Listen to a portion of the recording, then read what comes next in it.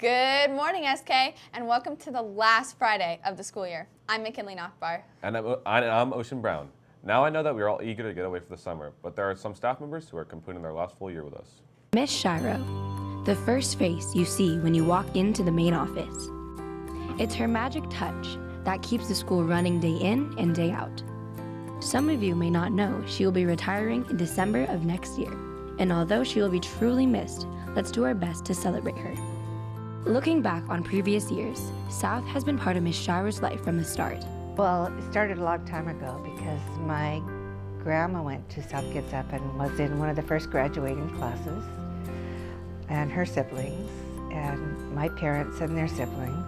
When I got this job at the high school, I was really excited, and it's been a good ride. From the impact South has had on Miss Shiro's life, she holds words of advice for anyone attending SK or for life in general.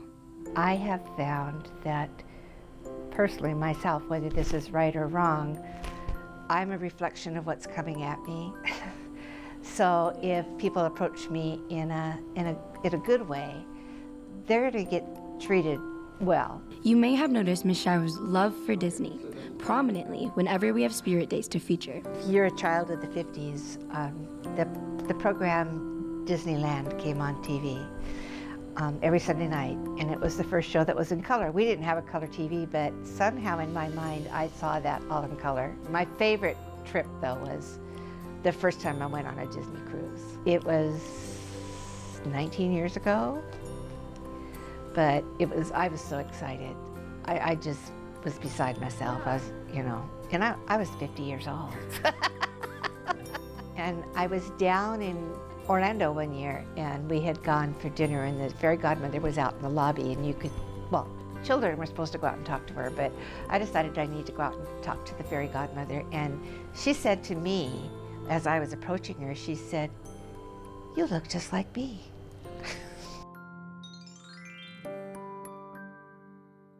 Miss Schiro, for all the many years you've been part of South, our lives, and many more, we thank you for all that you have done. You are greatly appreciated for the grand role you have upheld, and we recognize you as an inspirational, irreplaceable woman.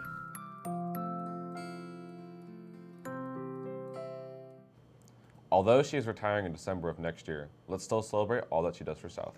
In other summer news, students who plan on taking any AP classes next fall, make sure to check in with your teachers to pick up your summer homework. If you're taking IB, Japanese 3 or 4, you can find your homework on the SKHS website, or you can stop by room 303 to pick up a hard copy. As for anyone else taking an IB or AP class next year, take a look at Roscoe Vision for more details. If you need to check out any AP or IB materials for the summer, head down to the book room with your student ID as soon as possible. Speaking of the book room, it is now time to return your textbooks. As the school year is coming to a close, it is time to clean up. This includes 1. Returning books and textbooks to the book room. 2. Take home any belongings. And 3. Throw away any trash. Remember, this must all be done by Tuesday. Make sure to turn your books in order to avoid any fines. Even though the year is wrapping up, there is still one club who will be meeting and having their final meeting. That club is Interact. There will not be any clubs meeting next week. As we're on the topic of clubs, Jackie Choi and Lucas Watson from our speech and debate team will be competing at the National Speech and Debate Tournament in Dallas, Texas.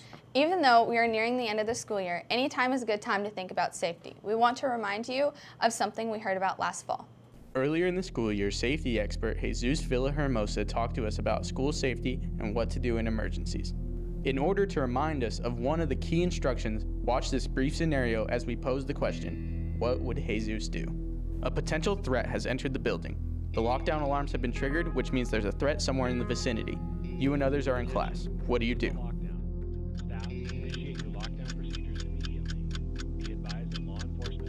Security expert Jesus Villahermosa says first, make sure the classroom door is closed and locked as well as the windows. Then assist your teacher in covering any openings into the classroom such as the door and the windows. Turn off the lights to give yourself more camouflage, and of course, be quiet. You don't want to draw attention to your classroom. Next, where should you place yourself in the room?